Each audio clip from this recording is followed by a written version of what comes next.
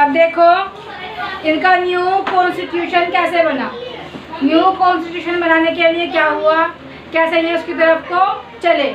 देखो, as protest and struggle against apartheid had increased, the government realized that they could no longer keep the blacks under their rule through repression। देखो क्या हुआ था वहाँ पे कि अब अंग्रेजों को समझ में आ गया था कि अब तुम्हारा राज नहीं चलेगा, अब तुम्हारी मनमानी इन ब्लैक्स के ऊपर नहीं चलेगी, क्योंकि ये लोग बोल रहे थे कि जो पॉलिटिकल पार्टी है ये गलत है, ये सिर्फ गोरों का समर्थन कर रही है, हमारा समर्थन नहीं कर रही है। ठीक है, नेक्स्ट आते हैं। फिर इन्होंने कहा कि Y didn't change the politics discrimination law were repealed, ban on political parties and restriction on the media were lifted. After 28 years the imprisonment, Nelson Mandela walked out from the jail, जो jail से बाहर भी आ गए as a free man. ठीक है, finally at midnight of 26 April 1994 the new national flag of the Republic of South Africa was unfurled, marking the newly born democracy in the world। Newly born democracy जो मतलब अभी अभी democratic country बनी है। ठीक है, इसमें क्या हुआ कि ब्लैक्स जो थे उनको ये लगा कि अब तो भाई बहुत हो चुका, अब इनको और बर्दाश्त नहीं करेंगे। दैट्स वाई उन्होंने क्या किया, उनके विरुद्ध प्रोटेस्ट यानी कि विरोध करना स्टार्ट कर दिया। किनका? गोरों का, यूरोपियंस का। उसके बाद यहाँ पे ये भी आ गए थे नेल्सन मंडेला 28 इयर्स की जेल काट के वापस आ गए थे as a free man.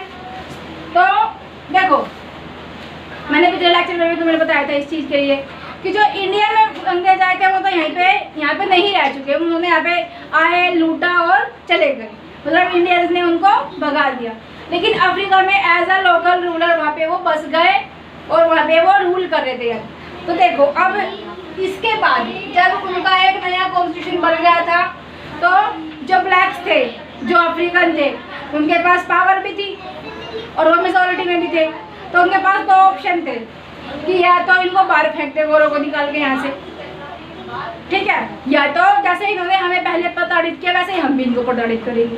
As a majority में थे तो वहाँ पे बताया गया कि भाई चलो ठीक है, कोई बात नहीं, अब हम मिलजुल के रहेंगे और एक संविधान बनाते हैं, उसके अकॉर्डिंग हम सब मिलजुल के रहेंगे, हमें कोई प्रॉब्लम नहीं है। तो ब्लैक्स ने कहा ठीक है, हम भले ही मेजोरिटी में हैं लेकिन हम इनके ऊपर कोई भी इस तरह का अत्याचार नहीं करेंगे इन लोगों के ऊपर, वाइट्स के ऊपर, जैसे इन्होंने हमारे ऊपर किया, क्योंकि अगर हम भी ऐसे ही करेंगे तो इनमें और हमारे में फ़र्क ही क्या रह जाएगा, क्योंकि वो करेंगे फिर हम करेंगे, फिर हम करेंगे फिर वो करेंगे, फिर हम करेंगे फिर वो करेंगे, तो लड़ाई कभी ख़त्म होएगी ही नहीं। तो उन्होंने क्या किया, देखो कितना अच्छा बनाया कि भाई चलो मिलजुल कर रहते हैं, कोई किसी को परेशान नहीं करेगा। ठीक है, समझ में आया? चलो जी,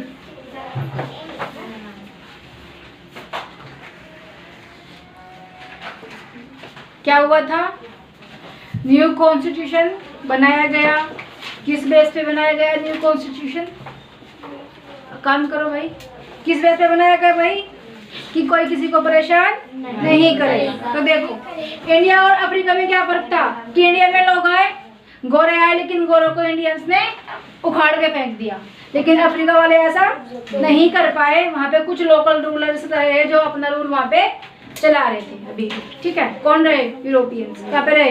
अफ्रीका। कहाँ पे रहे? साउथ अफ्रीका में। तो इंडिया से तो वो बिल्कुल चले गए थे, लेकिन वहाँ पे कुछ रूलर्स रहे, लेकिन फिर भी जो अफ्रीकन्स थे उन्होंने उनके ऊपर किसी भी तरह का जोर जबरदस्ती, कोई दबाव, कोई उनकी प्रॉपर्टी छीनना या फिर उनको नीचे दिखाना, ऐसा सब कुछ काम नहीं किया। चलो पढ़ लेते हैं, come to the point. The apartheid government came to an end poverty way for the formation of a multiracial government। क्या बनाया? मल्टीरेशियल गवर्नमेंट बनाई, सब रहेंगे एक साथ, नो प्रॉब्लम फॉर दिस। ठीक है, नेक्स्ट आते हैं। After the emergence of the new Democrat south Africa, क्या हो गया?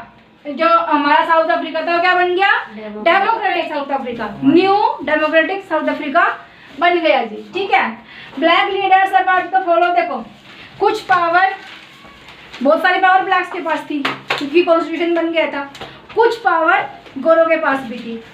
इक्वल नहीं थे, लेकिन उनके पास भी पावर थी और उनके पास भी पावर थी। हालांकि जो ब्लैक्स थे उनके पास में ज़्यादा पावर थी, क्योंकि वो वहाँ के नेटिव जो मूल निवासी थे, नेटिव सिटीजन थे वहाँ के वो, तो इसलिए उनके पास ज़्यादा पावर थी। लेकिन ज़्यादा पावर होने के बावजूद, मेजोरिटी में होने के बावजूद भी उन्होंने अंग्रेजों के ऊपर कोई भी किसी भी तरह का अत्याचार नहीं किया। ठीक है, तो ये सब चीज़ें कई सालों से चल, लगभग 10 साल से चल रही थी ये सब चीज़ें, कि भाई ऐसा करेंगे, वैसा करेंगे, ऐसा होगा, वैसा होगा, कैसा होगा, किस तरह से कौन काम करेगा। जो सब लोग रह रहे हैं अभी तक तो ये आपस में लड़ झगड़ रहे थे, अब कैसे रहेंगे। तो इन सब चीज़ों के लिए मैंने कहा ठीक है हम रह लेंगे, हमें कोई प्रॉब्लम नहीं है। जिस तरह से वो भी उन जो मेजोरिटी में थे ब्लैक्स, उनके ऊपर अत्याचार कर सकते थे, जैसा इन्होंने किया था कि भाई तुम यहाँ नहीं जाओगे, स्कूलों में नहीं जाओगे, कॉलेजेस में नहीं जाओगे, और लाइब्रेरीज में नहीं जाओगे, हॉस्पिटल वगैरह में नहीं जाओगे, तुम भी नहीं जाओगे। लेकिन उन्होंने ऐसा नहीं किया, क्योंकि वो जानते थे दूरदर्शी की भाई अगर आज हम ऐसा करेंगे तो कल वो फिर हमारे साथ में ऐसा करेंगे, परसों हम ऐसा करेंगे, तरसों फिर, मतलब ये लड़ाई कभी खत्म ही नहीं होगी। ठीक है, तो इसलिए ऐसा नहीं हुआ। लेकिन कैसे माने इस बात को कि ऐसा नहीं होगा, कैसे मानेंगे इस बात को कि ऐसा नहीं होगा, कैसे मानेंगे भाई। तो इन सब चीज़ों को लिखा गया, लिखित में रखा गया लिख के, और यहाँ पे हमने इन सब चीज़ों को लिखा, उसको क्या बोलते हैं, कॉन्स्टिट्यूशन। क्या बोलते हैं, तो वो बनाया गया कहाँ पे, साउथ अफ्रीका में। समझ में आया।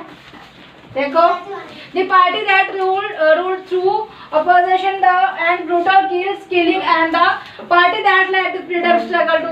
देखो भाई, जब फ्रीडम फाइटर्स होते हैं, जो फ्रीडम के लिए लड़ते हैं, प्रोटेस्ट करते हैं, किसी के अगेंस्ट लड़ाई झगड़ा होता है, मारकाट भी होती है और इंसान मरते भी है, इधर से भी और इधर से भी नुकसान दोनों तरफ से होता है।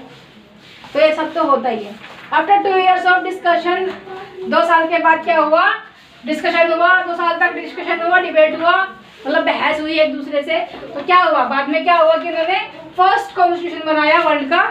ठीक है, और जो हमारा the constitution gave the citizens the most extensive rights available in the country. मतलब जो कंट्री थी, कौन सी कंट्री की बात हो रही है यहाँ पे, साउथ अफ्रीका में भी जो रूल्स थे वो लागू कर दिए, राइट्स उनको दे दिए कि तुम भी वोट दे सकते हो, तुम भी अपना लीडर अपने आप से चुन सकते हो, तुम्हें समान अधिकार है, तुम और क्या क्या कर सकते हो, तुम यहाँ भी कर सकते हो, तुम वहाँ भी जा सकते हो। ये सब चीज़ें उनको बोल दी गई। किनको बोल दी गई,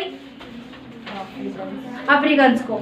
ठीक है, जो वहाँ के नेटिव सिटीजन थे, जो वहाँ के मूल निवासी थे, उनको ये सब बोल दिया गया। तो फिर भाई कोई प्रॉब्लम ही नहीं थी उसके बाद। ठीक है।